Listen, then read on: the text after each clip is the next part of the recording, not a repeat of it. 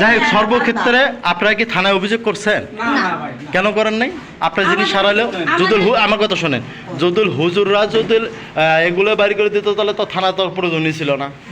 হ্যাঁ, আমার মোবাইল এখান থেকে হারাই গেছে, তাহলে হুজুর এখন বাড়ি করে দিয়ে দিতে সমাধান হয়ে গেছে। তাহলে আমার ফোন পাইছে, আমার সমাধান হয়ে গেছে। করতে পারে নাই, তখন আপনার থানায় অভিযোগ দেওয়া উচিত ছিল। আপনারা থানায় অভিযোগ করছেন? এটা তো হইছেই কালকে নাকি তার আগের দিন। তা আপনারা হুজুরের কাছে যে গেলেন, হুজুরি যদি বাড়ি করে দিয়ে পারতো তাহলে তো থানা পুলিশের দরকার ছিল না। হুজুরের কাছে আমার খালায় নিয়ে গেছে। ওই হুজুরের কাছে কে গেছে?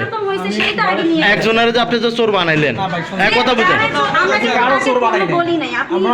হুজুরা তো বলে গেছে যে দেখেন আপনারা এখন বিচার করেন।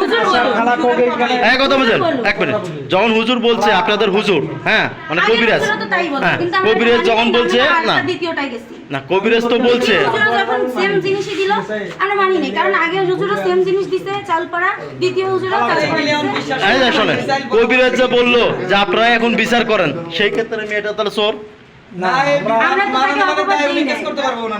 পড়ছে মানানি নামে, কিন্তু সে কিন্তু মামলা করছে। কথা বুঝে, সে যদি আজকে যদি ফাঁসি লেগে মারা যেত, হ্যাঁ এই চোর সমত না নিয়ে চোর সমত হয়েছে, সে যদি ফাঁসি লেগে মারা যেত দায়ভার কে নিত? আপনি নিতেন?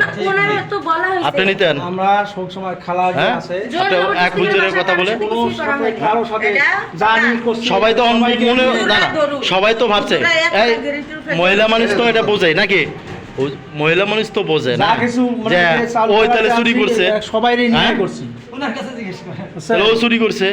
আমার কারো অসম্মতিতে কিছু